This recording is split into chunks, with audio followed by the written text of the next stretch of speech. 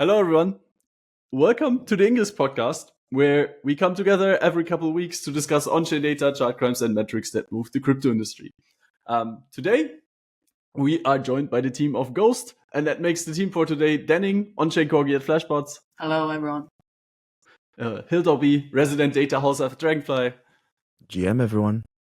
I am Boxer, and I am the community powers at Dune. And our guests today are George, who is the data whisperer at Ghost. Hey folks, really excited to be here. Thanks for having us. And Chris, who's the chief penguin at Ghost. GM, thanks for having us. And before we start, nothing we say here should be relied upon as legal, financial, investment, tax, or even life advice, and we are acting independently of our respective professional roles. And with that, I am super excited for this episode. Solana MEV data is an exciting topic that I think the space in general is not that informed about. And the team at Ghost has built a fantastic tool to kind of inspect what is happening on the chain of Solana Live. More on that later. I think first of all, Ghost team, who are you and how did you get here? And maybe Chris, if you want to go first. Yeah, I can actually speak with George together because George and I actually started out as on-chain traders together, but our journey as crypto native truly began as we built Snow Genesis, which is the first NFT lending data aggregator. We put together lending data from various NFT lending protocols and then trying to make the space more accessible and transparent, and that's how we started. So your first building activity was when was this, 2022-ish? It was, we started our tradings in 2021 and then start building around 2022. Okay, I see. And your guys' background is traditional, kind of studied computer science, kind of did some other tech work and then kind of went into the crypto rabbit hole, or how can I imagine this? I actually have a different background, but I will let George share his story first.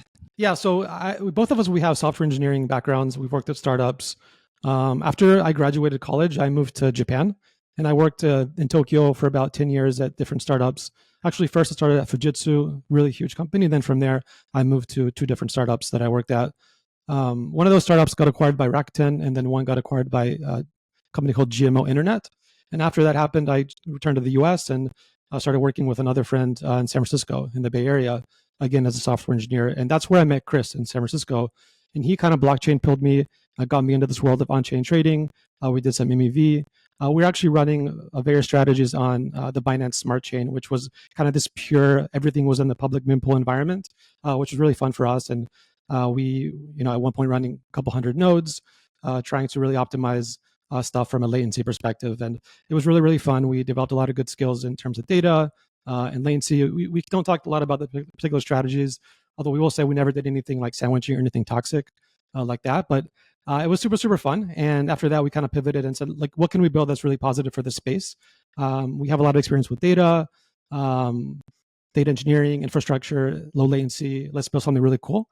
The first thing we did was, Chris talked a little bit about it, was a product called Snow Genesis, which was kind of in this environment of using your NFT as collateral to take out a loan. In that environment, there was not a lot of great data. So we said, let's build something really cool there. And that was kind of the first thing that we built. Since then, we've pivoted and we're building data and dev tooling for basically building a new kind of indexer. So we think of it kind of as a middleware for the crypto stack. So it kind of sits between the blockchain and the user consumer apps, and it helps you kind of transform what happened on chain into kind of a real-time stream of entities that you update, and then you can query from a front end. Yeah, I actually personally I have a very different story. I actually did not come from a computer science background. I was actually studying psychology for my undergrad, and then being an advisor, like an international student advisor for a few years, I realizing that that's not something that I really wanted to do. So decided to went back to school for 6 months, became a software engineer, got a job at Amazon, at Kinesis, which is kind of crazy to think about because it's kind of like what I'm doing right now, which is data transformation. So one one things lead to another, and now I'm in this space. After on-chain trading, decided to stick around to build apps for to contribute to the ecosystem. Yeah, very cool kind of story how you go from. I've met a few people now who are like going from we're building MEV and we're all in for the profit to okay, let's build something of our own. And then you guys have taken it even further where now you're building dev tools to make it easier for other people to actually build in the space. So very fun story. But before we dive into what Ghost is building, and I think Ghost Locks, one of the cool projects that you guys have launched and I've definitely played around with. But today we're trying to talk about Solana MEV data. So I'm pulling up this tweet from last week that was pretty interesting. This is from Jack from Blockworks, and they had a pretty good comprehensive data thread. And I think he's covering mostly only Solana data. And this headline saying, what's Solana's biggest issue currently? And there's 41 responses from all the Solana funders are saying MEV and sandwiching are the most concerning issue for Solana right now. That's pretty interesting. And apparently something related is the Solana meme coin energy on Solana, in their ecosystem. Personally, I mean, not to show any NFT or tokens, but there were at the similar time, there was like the token launch for both Milady and Penguin, which are both two pretty dominant NFT in the past half years. All this NFT holders were kind of targeted for a lot of the airdrops and stuff. They kind of launched both at the same time in last year in December, but the performance has been pretty different. Like I'm seeing a lot of like momentum going on for Penguin, who is launched on Solana, compared to Milady was launching on Ethereum. So yeah, I think like all these, I guess like some people would call it, I'm gonna say that word again, financial nihilism. Is the energy is still going on, and of course around it there is a lot of like MEV problems. So that's why we wanted to, invite the Ghost team to talk about this thing called Sandwich.me that they built. And they've been also definitely, curating a lot of the data threads and like knowledge sharing on that. So I guess like the first question to dive into is, how did you guys even start thinking about like building the MEV data on Solana? Like what's the pipeline, the stack? And yeah, give us a rundown, please. I guess it would be great if you can walk us through the website as well. Yeah, for sure. Like first of all, you asked about like why we even built this to begin with, and there's two reasons that we kind of built it. One is our primary product is an indexer for EVM workloads, and as we look to support other kinds of non-EVM chains like Solana, our approach has always been to build something that we would use. So we want to kind of understand the Solana data landscape first, build something we would use as consumers of data and dev tooling. So that meant kind of building something that's data intensive. And the other reason was there'd been a lot of discussion on the TL about MEV on Solana, and it was very difficult to find data hubs or explorers or data sets for Solana MEV. Whereas in the EVM world, you might have a lot of things like libmev, eigenfi, Brontes. There wasn't really such a thing in Solana. So one, to kind of understand the data ecosystem with an eye towards bringing Ghost to Solana. And the other is to build something interesting that explores and services MEV data that we in the community kind of want to see. The way it works from a technical perspective, we have an RPC node with a Geyser plugin. Uses something called Yellowstone gRPC that's built by the Triton folks. And it lets you subscribe to new blocks. And if you want other things like account updates, but in our case, we're only interested in the blocks and transactions. So funny thing here, we actually had been running our node for about 5 to 6 months, and it's kind of difficult to run a node and keep it really up to date in Solana. You'll find it kind of falling behind after a couple weeks.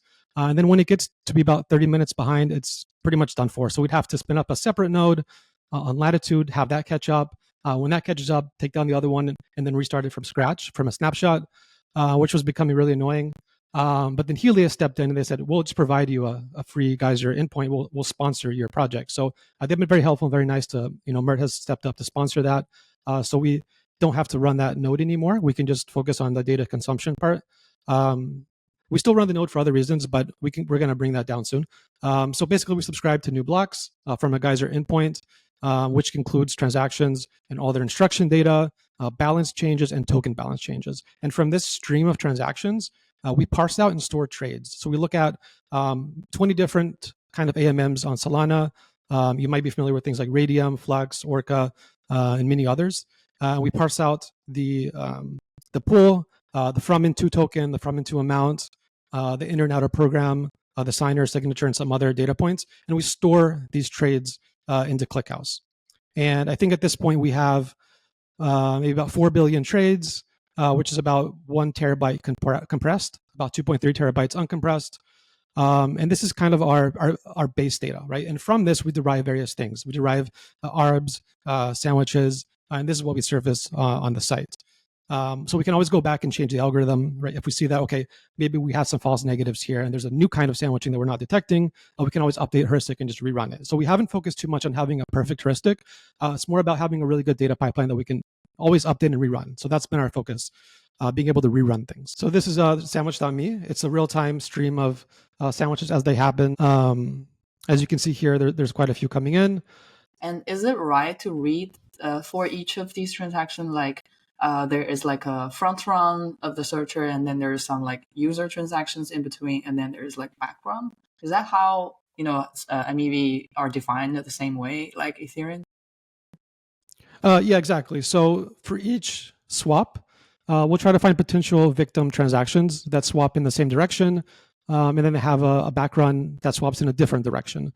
So just like Jared from Subway does on Ethereum, there's a front run swap that swaps in the same direction, and then a background that swaps in a different, and there may be one or more in between.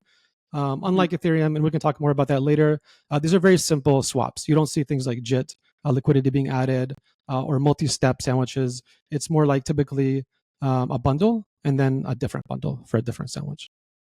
There's also not a lot of competition, so that people haven't really had to evolve and make things really super complicated or optimize on gas.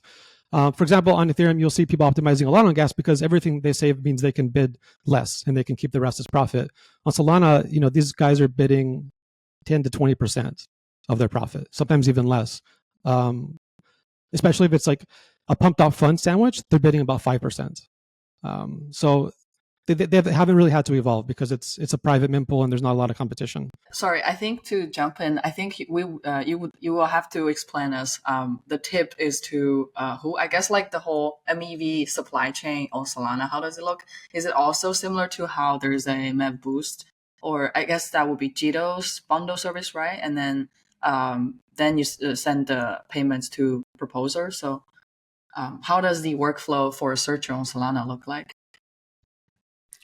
So a searcher on Solana either has access to the public data, which is based on what's already been executed, and then from there they determine what opportunities exist to, for example, balance pools if you're an atomic arbitrager, or they also blindly submit transactions based on other signals and say, okay, there's probably going to be a lot of activity for this token. Let me just go ahead and submit blindly, either through Jito or through direct to the validator transactions that just target various pools, right? But for sandwichers, what they do is they have private mempools, because back in March, Jito kind of shut down their public mempool service because of sandwiching issues. But very quickly, various validators were paid by some searchers to relay their transactions that were private and not supposed to be exposed to private mempools. And from those private mempools, a very few select set of searchers have access to those, and they pull out and simulate transactions. When they detect a high slippage transaction, typically for a meme coin that people want to buy very quickly, it's at really high slippage amounts, they will take that and they'll sandwich it. And they'll take a bundle of the front run swap and the background and the user's victim transaction, take those together, bundle it, add a tip, and send it through the Jito bundle, the Jito block engine. And then it'll be sent from there to the validator where it'll execute, and the validator will take a cut of that tip. And these tips are typically a fraction of the profit that these tips are a fraction of the total revenue from the MEV opportunity. Typically, for atomic arbs and Solana, you'll see about 50%, and for sandwiches, about 10 to 20% of the total value is being tipped. Now, this may be more of a question for Danning, but you mentioned there's less competition on Solana MEV, and I saw in the recent report by Helios, Merritt's company, on MEV that there was a single searcher that essentially took in half of all profits. is that in the similar range that Jared would be on Ethereum? Is it also like taking that much in terms of percentage, or is that completely different? Why is this such a high percentage, and is it normal or not to be expected? I believe on Ethereum that most of the atomic searching, including sandwiching and arbitrage across pool, like on-chain arbitrage, are paying out of more than 90%, even sometimes 98% to the block builder plus proposer. And also because there's a lot of competition between the block builders, most of them are paid out to the proposer. Like the builder's profit margin is also low. Like the amount of the profits they are able to pocket. And on Ethereum, most of the time, the most profitable MEV is centralized exchange to decentralized exchange arbitrage. I would guess that also exists on Solana for sure, but I guess that's also a harder thing to index. It's mostly about you will have to have a robust list of heuristics to identify the sexdex MEV. The predominant feature is if it was the first one that's accessing the pool, so that it can basically arbitrage against the price they saw. Also, I would guess there might be less sexdex MEV on Solana because they're just higher performance. So it's like way faster block time. So there will be way less stale liquidity for you to arbitrage against. Like this is it 40 millisecond or what's the block time for Solana? It's almost as fast as, I guess, 400. Oh yeah, 400 millisecond. Yeah, it should be like a way faster update, price update compared to like Binance as well. So I can't say it's less than EVM, but I'd be curious to know that. But yeah, back to your question. It sounded like what George said. You said arbitrage is paying out 50% and sandwiching is paying out 90% of their profits to proposer. Is that right? Arbitrage is 50%, as you said, but sandwiching is actually 10 to 20%, sometimes even less, depending on the kind of sandwich. Got it. Yeah, so they're taking all of it because it's not competitive on Solana. Right. Yeah. Economically, if there's more competition, you will have to pay out more. So this is a graph of atomic arbs and sandwiches for January, and we can also look at one for December. Here we kind of split the revenue coming in for the atomic arbitrages that came in through Jito and that came in through direct to the validator, because the bots will send sometimes will be exclusive to Jito. Other bots will send both to direct to validator if they want to be super fast and optimistic, which means kind of blindly sending transactions. And here the tip we can see about 50 to 55, 60%, depending on the day. Whereas for sandwiches, you can see the tip is about 10%. And typically you'll see maybe 18 or 20% for some, all the way down to 5% for some of the other types. And what I've noticed is I did a little bit of a breakdown here. So here are the sandwiches that go direct to DEX style sandwiches. Like this is sandwiching a Radium swap or Orca swap. And these are the sandwiches that I've noticed kind of increased recently. These are swaps on the pump.fund curve. So on the bonding curve swaps. And these bonding curve swaps are tipping about 5% of the revenue that the sandwiches extract. Whereas the standard DEX sandwiches are tipping about 90 to 21%. So I thought it was very interesting. These are like even less competitive. And for each bundle, they're making about 0.1 SOL versus 0.077 SOL for a DEX sandwich. And similar thing for December. By the way, so here's interesting. In December, we had an atomic arb spike on December 17th. I thought it was an anomaly or a data issue at first. But this is actually arbitraging all of the Pingu launch pools. So there are a lot of different pools, and people were trading sometimes from not very ideal routes. They would go to, say a CPMM pool that was did not have the best price, or you'd be using stale quotes. And this created a great opportunity for these bots to arbitrage pools. I have a question on this Pengu bot. Is there a part? So you guys started with Ghost Logs, where you can simulate the EVM blockchain and run it back, and essentially, one utility that I found very interesting is essentially testing and looking back on history. What if we tweak these parameter? How would things have changed? And maybe, do you think we could do something similar here, looking into like tweaking the liquidity that's originally provided in order to lower the MEV impact later on.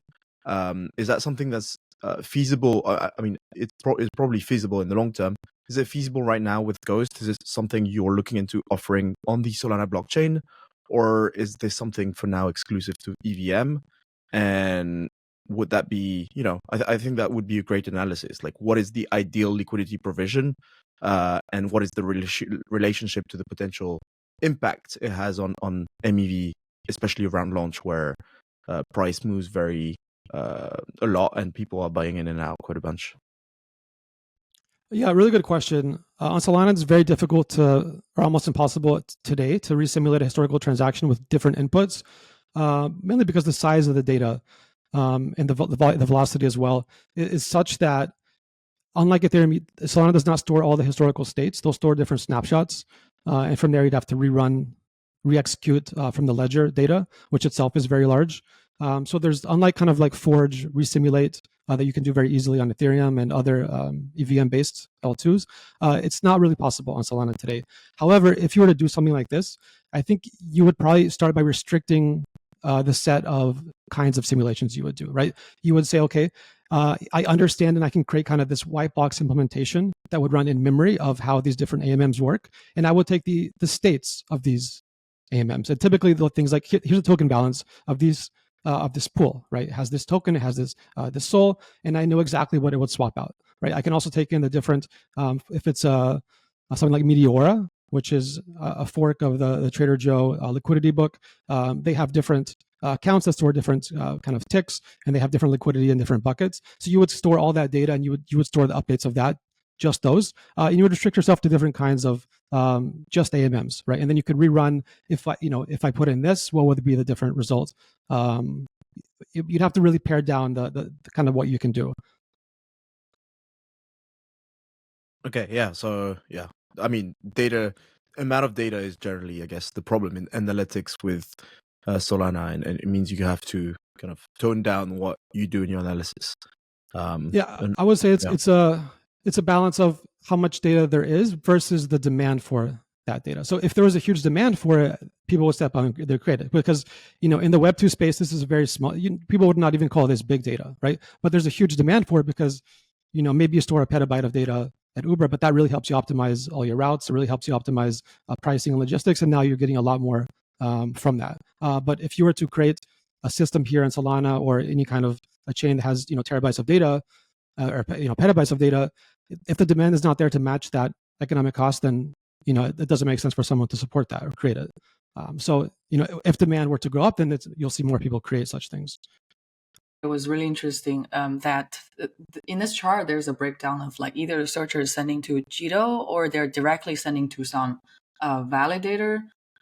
So does that mean, like, if you're sending to validators, you would send to like multiple ones, or you would already know what's the next validator are? You're gonna just like send to them one-to-one? And what's the difference? I guess Jito does provide a bundle simulation service, so they kind of have like a revert protection, as in like, that's why if you send a atomic or sandwich bundle to them, if it fails, they will basically help you to prevent the revert cost. Or is there any other benefits for sending to Jito? Yeah, that's a good summary. I think these bots try to balance two different things. One, the slower arbs they do through Jito, they get revert protection. There's a bit of a cost in terms of time because there has to be a simulation that runs. It goes through a different service. But the leader schedule in Solana is public and everybody knows it, so you can send directly to the leader. Basically, what these bots want to do oftentimes is optimistically send transactions. They're okay with them failing because the failure cost is very low. They're paying fractions of a cent for these failed transactions. And they'll optimistically send a bunch, and then one or two of them will hit. And then those will profit. They'll pay for, by far, it'll cover all the cost plus more. Got it. And I guess like besides the MEV type you showed us, like arbitrage and sandwich, is there any other novel MEV or other type of, I guess, attacks or strategies people talk about in the Solana ecosystem? So yeah, I mean, really good question. So there's the CeFi DeFi ARB that we have not been tracking, and the other really large kind of MEV is liquidity sniping. So this is a really cool thing that Chris noticed back in December when Pengu launched. Basically, what happened was there was a pre-market price for one Pingu being about 4 to 5 cents. But whoever added liquidity added it in a liquidity range of about 1 cent to $1.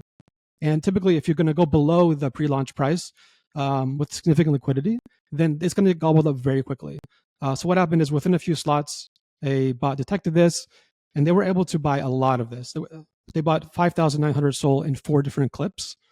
So the average price that they bought at was 1 cent, 2 cents, 3 cents, and 3.7 cents. And as we know, the pre-launch price is not always going to be the post-launch price, but here they're getting a very good deal based on those pre-market conditions. And they were able to turn this over in about 15 to 20 minutes. I think they made about $8 million because of this. So, this is a different kind of MEV called liquidity sniping, where you take a little bit of risk across. It's not atomic, so you have to hold this inventory for some blocks. But typically, these bots will have a pretty good signal indication that there's demand either from other bots that are trying to do the same thing or from users where they know there's a price discrepancy. So this is kind of the fourth type of MEV. Where did this money come from? Was this the Pengu team who seeded the liquidity of this pool with like these super low ranges? I believe it was the team. Let me get the liquidity add transaction. So sniping strategy means like once the token is launched or once the liquidity is in the pool, some people will try to snipe it as really low price and dump it little by little later, right? Exactly. Typically on kind of like hyped launches or where there's an indication of a huge demand, the first buyers can get a very, very good price, especially when they know what the price they think, quote unquote, should be. And then with the discrepancy, there's a huge value for these bots that can act very quickly. So this individual, I think it might be the team, it might be someone else, but because of the volume of Penguin that was added, this is most likely an official liquidity ad. So they added 4,000 SOL and 678 million Pengu to a concentrated liquidity pool. So Radium concentrated liquidity pool is very similar to Uniswap v3. So it lets you add liquidity in different ticks. So a tick range. The tick range was minus 16,000 to 32,000. And this tick range corresponds to 1 cent to $1.13. Yeah, which if you know the logic of Uniswap v3, if you've like looked at that protocol before, this doesn't make any sense. Like they're basically protecting, or like this kind of would protect the price from almost dropping to zero instantly if like a bunch of people sold their Pengu immediately upon launch. But given the kind of fame of the project or notoriety of the project, like this seemed very unlikely for the price to immediately go to zero. Like, I don't know, they just created a bunch of liquidity for people to dump into, but instead what happened is that some sniper just took all the liquidity. And it's like, I don't know. It doesn't make any sense, basically. They should have just called Wintermute, like, hey, can you market make for us? And that would have probably been a better deal for all sides. Yeah, I think it's really hard to get everything totally right. I think, as you said, in the token launch, there are a lot of things to do right, and a lot of things that have to go right. And I think the team did pretty well overall. But here's one thing that I think could have been a lot better. Like you said, liquidity range was definitely not ideal for this case. I don't know what happened. Maybe there was a mistake in the tick math. Maybe again, like simulating on Solana can be very tricky. The data and tooling is there's still a lot of room to improve for sure. Yeah. Nobody knows, but the token price went up. They don't care. Of course, the mistake is pretty bad, but I think the end results are still in their favor. So I think this will be lost to history. Yeah, just from a data perspective, it's interesting to kind of view these things and see where bots are extracting value. I think this type of MEV definitely exists actually on Ethereum as well, but may not be at the same scale. Would be curious to compare as well, because there are so many Telegram bots as well on Ethereum, where, for example, the famous banana gun bots were basically providing a lot of the sniping orders, and they're paying huge amount of tip to the proposers. And I would guess like Telegram bots is just a bigger thing on Solana. I've seen like a lot of the team migrated to the Solana integration. Unibot, I believe, also like had to split off to a new bot called Trojan on Solana. So I'm curious, George, if you have any sense of like how the MEV scale compare across these two ecosystems in general. From what I know, for Ethereum, it's usually around like 5 to 800 million as in terms of USD value paid out to proposer. I guess like Jito used to have the Bundle Explorer website where they would show the tips to proposers. But yeah, curious if you have any sense of like a overall scale. Oh, that's a good question. We have not been tracking the scale breakdown by, say, liquidity sniping and how much is being paid out, but that's something that we will expand. So I'm happy to announce that Solana has agreed to give us a grant to expand the sandwich.me website into kind of a full-scale data MEV data hub. And that'll include things beyond right now. It's a stream of sandwiches, but we're going to include classifying atomic arbs on the site, classifying liquidity sniping, create charts and historical data downloads and make those available to people as well, and just make it kind of a full-scale data hub. And as part of that, we'll track exactly how much is going to the different kind of parties. Because for MEV, there's always different people. There's proposers / validators. There's Jito. There's the searchers, there's users, there's the protocols. We want to kind of see exactly where the value is being distributed and reallocated, because when you kind of play with different variables, sometimes you reduce MEV, sometimes you kind of reallocate it to some other party. So we want to track all that and make it available as kind of a public good, so people can make good decisions with the data that we provide. Very cool. Congrats on lending the grant. Thank you. Congrats. I just pulled up the number on Jito Bundle Explorer, and it shows that there's 200,000 Solana tipped in last week, 4 million so for the last 355 days. So yeah, that would translate to 700 million. Yeah, it looks like about 20,000 per day being tipped, just based on the bundle data that we pulled from Jito. Mm-hmm. So I'm looking at Jito Explorer in terms of the tips that's paid out to the proposer. And if you use this number, it will translate to around 700 million US dollar, which is at the same scale of Ethereum. What is the reason behind if we look back at the one you just shared, the one on the right with the tips, on like late September, early October, it started to really ramp up? Is that just activity on Solana ramping up, or was there a specific reason for it to go from this low to I don't know, quite a jump, I think, in terms of data? Yeah, I think one thing I've noticed is it kind of tracks the volume and the general activity of kind of hype launches. And I like to look at just as an overall data point, the DeFi Llama DEX volume on Solana. And you can see, actually, let me share this screen. I like to look at kind of the DeFi Llama volume data. And you can kind of see here in September, it was a low, right? Yeah. And then here you see huge jumps. And this kind of roughly tracks the economic volume of the chain, and therefore tips as well kind of track with that. MEV will increase, trades will increase, people want to tip to get in quickly. And looking at the tip data and where those tips are coming from, about 50% of tips come from trades. So just individuals swapping on Solana and want to get their transaction in quickly. They want to avoid getting front run. And about 40% are trades through the pump.fun bonding curve itself. So about 90% of these transactions that go through Jito in terms of the tip that they pay are people who want to get in their transactions through Jito with all the revert protection, the front running protection, etc. So it will track the volume. And one thing to call out here is that this is like what we are now looking at, or what we looked at previously, is only the Jito volume.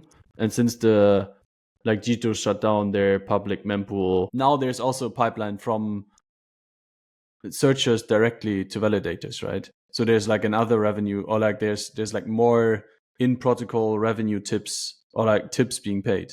Is that correct, George?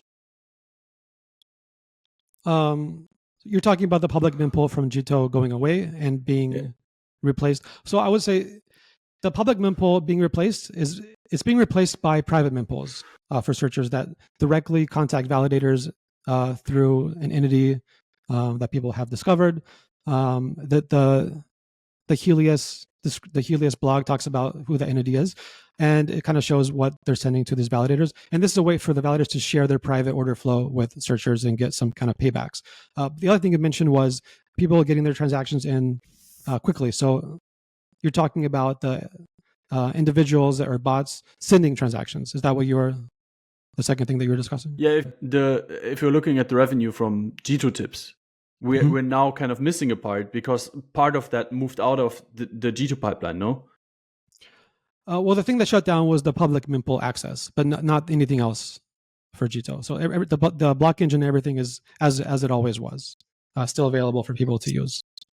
Yeah, so like Jito used to have two services. One is like providing a public mempool stream. Everyone can like basically the searcher can subscribe and like query and trying to construct the strategies. Another service is send the bundles where they can help you run the bundle. If it fail, we'll filter it out. And the mempool was shut down, so to potentially like have less user falling victim for a sandwich, but they're still receiving bundles, and the searcher are paying in the bundles that they're sending to Jito. And I believe there are some, one of the private mempool that just spun off after the mempool was shut down is called Disnodes. I think it was like spin up by a few searchers, or I believe, and that's like one of the popular private mempool where searchers are checking the transactions. So as a searcher in Solana, I'm still bound to Jito. Now it's just I have to kind of source order flow somewhere else. I see. Exactly. Thanks for explaining. In the wake of Jito turning off its public mempool and everything, is there a path forward where we have again a public mempool? Like I'm aware, of course, of the MEV externalities of it, but there's also a lot of positives to a public mempool. And are you guys aware of what it takes or what the Solana dev community is waiting for in order to put that back up, if at all? Yeah, really good question. It's one of the kind of highly contested points today. So Temporal, which is a research firm on Solana, they released an article and some discussion about steps forward to kind of help reduce or mitigate this on some level. And they had two suggestions. One of them was to reopen the public mempool and give everybody access to it to make it more competitive. And some people said, okay, well, this will just kind of reallocate MEV, will increase it, but also reallocate it from some searchers to essentially validators, but it would not necessarily reduce the MEV. Other people have other suggestions, like, for example, creating sandwich lists and AMMs. The Phoenix/Ellipsis team have a reference implementation of sandwich lists and AMM that basically for the slots rather, in a 4-slot window, which is every leader executes 4 slots at a time. So within that window, they have a AMM that works such that you can never swap better than the initial price at the beginning of the window, which means sandwiching is no longer possible. Other people suggest things like marking validators that are potentially sharing the order flow and creating kind of almost like a blacklist of validators that are nefarious, and then disseminating this to various RPC providers, bots, and other people who send transactions to avoid sending to these validators, to avoid having the user sandwiched. So people have a lot of different proposals. Right now, there's not necessarily a consensus that I have seen, which is kind of our goal, is to provide data and as a public good so that people can make decisions based on cold hard data that they can download and they can analyze themselves. We can also provide dashboards to help this. I definitely agree on like the necessity, or like how useful it is to just provide the data, because so many discussions happen without much data, and it is there somewhere. It just needs to be computed, and if there's enough demand, like someone can go about it and do it and actually advance the conversation towards something more meaningful. So yeah, I hope this helps the conversation and make things move forward. Really interesting. I guess like to just ask for a final thought on like overall MEV on Solana, like what are the toolings or potential like MEV mitigation tool for users to avoid MEV? Is there any kind of like private endpoint RPC for user to use so they will not be sandwiched, or there might be other ways to avoid MEV as a user? what I've noticed is users will send transactions to Gito directly, which is kind of like Flashbots. If you send to Flashbots, you're not going to get unbundled. Those transactions will be confidential until they land on chain. But just like Ethereum, there's always a chance of getting uncled and having your transaction be public for a time and having like a mini reorg. And then someone can sandwich that, but that's kind of rare. So people who want to avoid it will send it to Jito, and then they'll pay a small tip and they'll have front run protection. We're really excited to expand this and make it much more in depth and provide a lot more data. We're going to add other things like obviously daily ARBs, daily sandwiches. What are the top tokens being sandwiched? What are the top tokens being ARBs? Who are the top bots? Who are the individuals or apps that are kind of originating the order flow that causes sandwiching to happen? For example, different apps will make different trade-offs, right? Like different source apps might have a higher default slippage. Maybe they'll have a 20% slippage because their users are trading meme coins. They want to optimize on getting in quickly. They're willing to take some slippage hit because they're on this hype launch. Maybe they think the price will increase by 2 or 3x. So they're willing to take a 20% hit. So we want to service all this data, let people make decisions and trade-offs that they think are important to them, because everything is really a trade-off on some dimension, right? Another thing we're going to look at is slippage, right? What are the slippage settings that different apps set? We're going to track all that and surface that because there's some price movement based on just other people buying, but there's also price movement based on someone front-running your transaction intentionally. We want to kind of distinguish those two.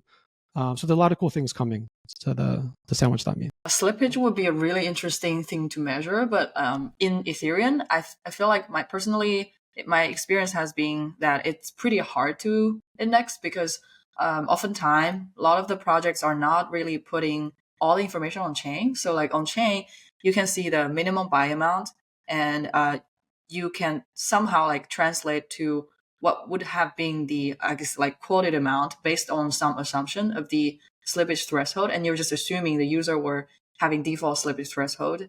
But like there is no way to really know at what time and what was the quoted price, and so to know like exact each user's slippage. If we have slippage data, it's like really the best measure, I think, for measuring like execution quality as a problem I think a lot of people are interested in terms of like DeFi trading. So yeah, that sounds very exciting. It's like that's a really interesting point. It's something we have actually discovered as well. And I will mention that so the Jupyter router very, very helpfully includes the slippage value in addition to the minimum amount out, which is very, very helpful here. Otherwise, if you're looking at standard Radium calls, there's only the minimum amount out. And we have started working on a way to determine what the view was for the user who sent the transaction at the time they sent it. So we're kind of estimating when the transaction was sent based on a couple signals that we have. And then at that time, what would the quote have been? There's always going to be a lag because you don't know necessarily if the quoting service, if they're using some bot, that maybe they have a laggy RPC and maybe they have, they're 2 slots behind and they have a little bit of a stale quote. But in aggregate, we can kind of figure out based on the sending app, based on what time we think it was sent, a pretty decent kind of estimate for the slippage, even for cases where we're not going through Jupyter. But for Jupyter, they're very, very, it's very nice because they give us both some information in the instruction data, which is very, very helpful. Yeah, that would be sick to have, for all the data analysts, I think. I wanted to expand this conversation a little bit more to, know more about the Ghost team and in general, your focus in terms of what kind of products you're building. Because I know like sandwich.me is just one showcase. Please share with us, like, what are the other data you guys have been building so far, and what are the, vision and mission for Ghost? Yeah, I'll try in here. So let's talk about main product offerings here. So our main product focus right now is TryGhost.xyz, is Ghost Graph, which is a blazing fast next generation indexer that enables developers to write their subgraphs or indexer in Solidity. So if you know Foundry already, so you may be familiar of writing your tests in Solidity, and now we are extending further where developer can write their indexers in Solidity, which means one backend engineer can essentially handle all the backend. And now you just need one front engineer to hook that data up, and that's it. And that's our current focus.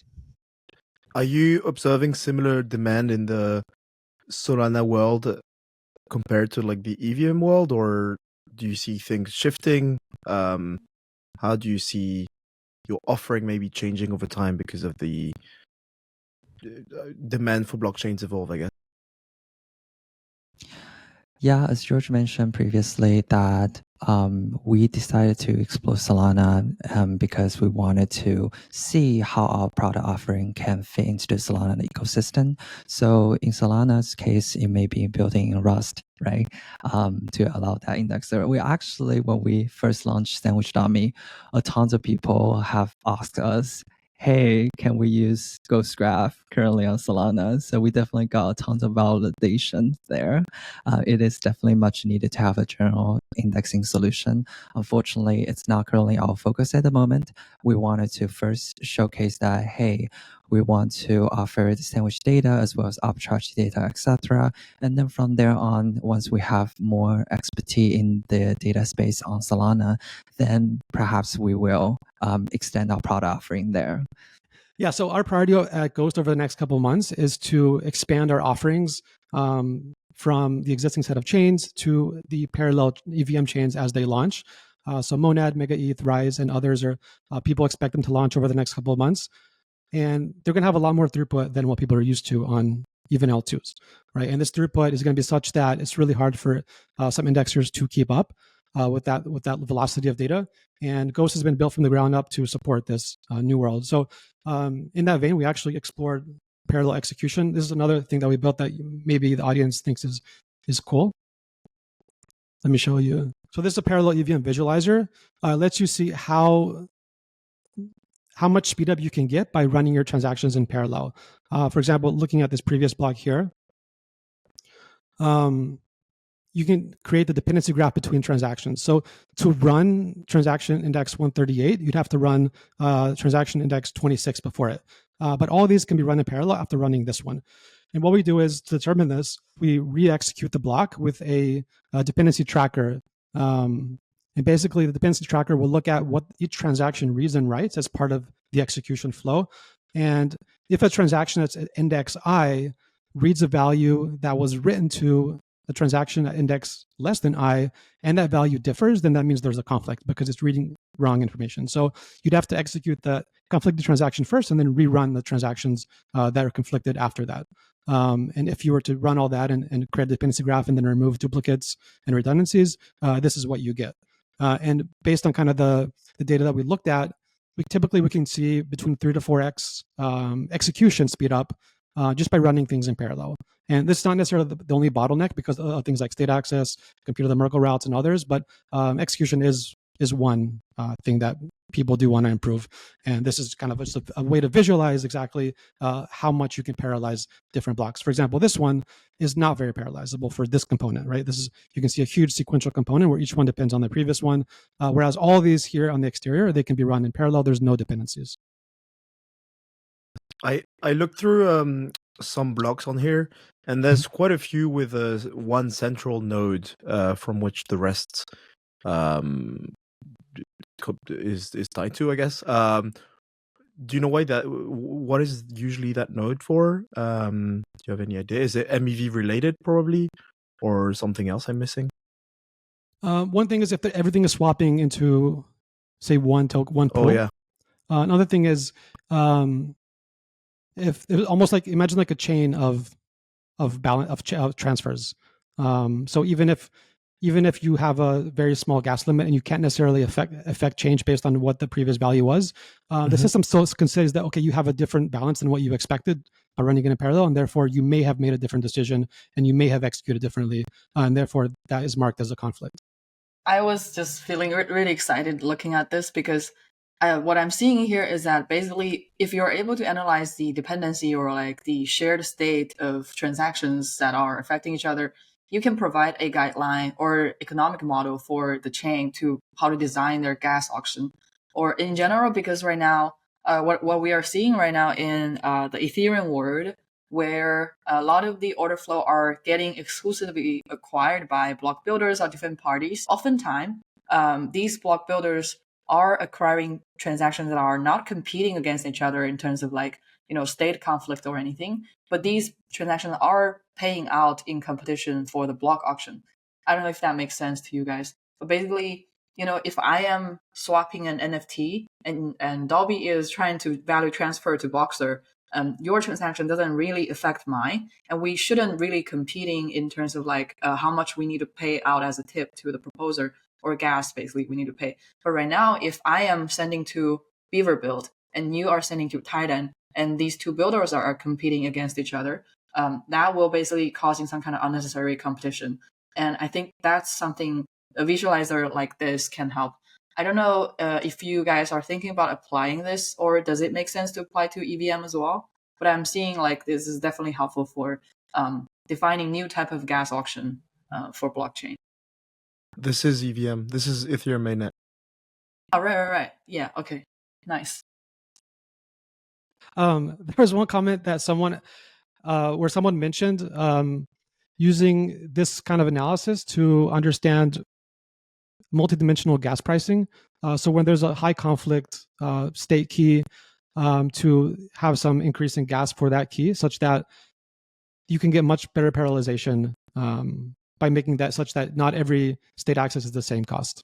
Blockchain researchers are just shaking with excitement if they're able to have some kind of data tool like this. What could be cool to as a follow up to this visual website would be like how parallelizable is Ethereum and quantifying it over time, and like are there like these are good to look into individual blocks, but I think we can also like aggregate and maybe look at specific blockchains, especially general purpose blockchains, of course, because I think that's where the parallelization makes more sense. Yeah, I don't know. I would love to see this more quantified, I guess, in some way rather than just visual.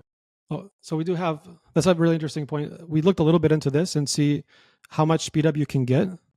We looked at this range of blocks, this 100,000 range of blocks, and we kind of plotted based on the dependency graph, how much execution speed up you can get by running in parallel.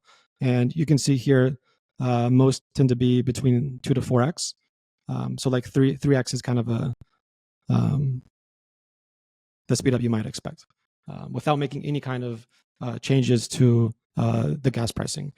And if you start making changes to gas pricing, then you can estimate, you'd have to kind of have some heuristics to guess how people change their behavior, but you can target different speed ups and execute and then increase gas cost in such a manner. This is a really cool showcase. What are the other thing down the line for Ghost in the roadmap? Our primary focus over the next few months is chain expansion and start increasing the developer ecosystem around it. Right now, one thing we focused on is making sharing and discovery a really core part of the product. Because if you have an index, it's one thing to share the endpoint so people can query it, but another thing to share the actual source code that people can then fork and verify and improve, because we think having source available is super important for just making sure that people can confirm that the data is right, be able to then expand it to their own protocol, but also kind of just as a learning thing, it's pretty cool to see what other people are doing and how they're doing it as well. Cool. I do have one last question about Ghost specifically. Why the name Ghost? Oh, that is a $1 million question, actually. You know what? Good question. When Georgia and I were choosing a name, we were actually wanted something that capture our goal of making data more accessible, and that's how we landed on Ghost. The name itself represents like a bridge between the invisible and visible, right? So trying to uncover what's hidden and bringing clarity to what often feels like, hidden in the data world. So Ghost is kind of like a metaphor and like a bridge. Before we close, we're at the new year of 2025, and this is the first episode of the year. I'll be curious because all of us are in this industry as data analysts or building data products. What are everyone's outlook or a thing you wish to see that to be solved for our industry or more particularly for our crypto data world? I have one. I'm pretty excited for AI agents to help behave like search engines for blockchains, essentially, and being more able to like easily surface things that right now I have to fiddle through Etherscan and find specific transactions and go deep and like, oh, who was the builder and stuff like this. These are all like, I would say like easy tasks that could be fairly well automated.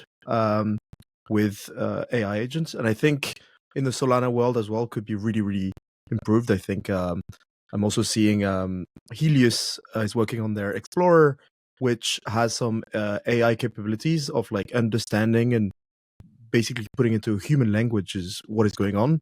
And given that I think it's a bit more complex than the EVM world, I think it is quite necessary, especially even in the Explorer front.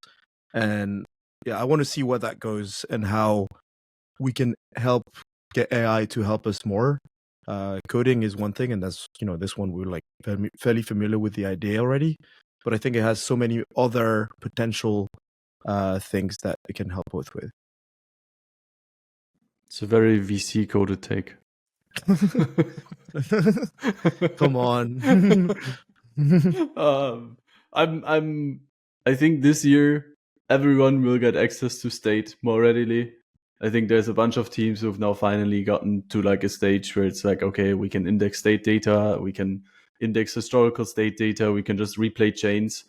Ghostlogs being one of them, but to make that data like have broadly accessible in places like Dune or Flipside or I don't know, Google BigQuery or whatever. I think that's gonna like get us to a state where the analysts are no longer stuck in just like kind of surfacing data, but we can actually run more analysis. I think so much of the space is so much like just stuck in like, okay, we need to like do super complicated data engineering to even surface this data on these like popular platforms. And I think like once we can actually just access the state data, which is what we really want to see in blockchains, we can finally do more data sciencey stuff instead of just kind of rebuilding EVM state in SQL, which is, I don't know, it's kind of getting old. Yeah, similar for me. Echoing on what Dobby mentioned, which I mean, AI is a buzzword, and crypto and plus AI is kind of buzzword too. But I have come across a few teams or individuals being working on, like Andrew was working on, basically indexing the whole smart contract architecture and trying to use like LLM to train them. It's a lot of teams in the past year where they're trying to build or train on-chain data on AI agents, or tied to some other buzzword in the past was like intent routing, as in like how can you just have somebody chat on the chat interface and then you construct like call data for them, do all kinds of on-chain interactions for them. And in general, there were a lot of narratives. I feel like in the past 2 years, I'm curious to index all those data for like shared sequencer or like intent front ends, and curious to see what can stay after the bubbles. Yeah, I'll also echo kind of what Hildabi was saying about having AI be kind of the interface for a search task that can look at all the relevant bits and pieces, because a lot of this data, or most of the data that's on chain, is fairly well structured.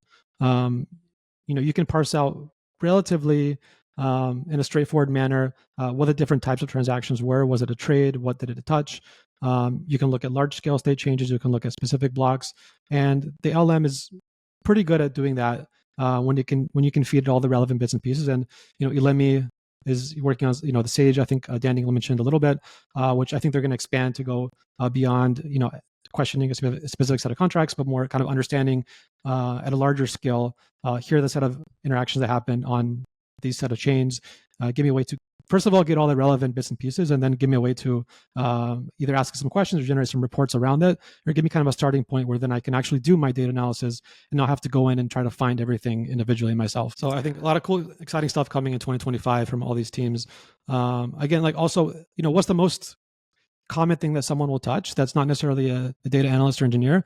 It's an explorer, right? So really excited to also see more improvements come. And already there have been many on SoulScan, but typically one thing that I want to do, other people want to do, is kind of look at kind of a history of a pool or a person without having to iterate page by page. And right now it's very iteration based, just because of the way the Solana, get transactions by signatures being the main entry point there. But being able to look at a specific date, for example, what happened on this date or what happened in this period, because that is the main interaction point for most people as an explorer. And we do see a lot of people having misunderstandings of what happened on chain. They'll say, oh, this person sold something, but actually they haven't. They've only transferred it. Or they'll say, oh, this person was an insider because they had some information, but actually you look at it and see the information was available 100 slots before that. It was all public.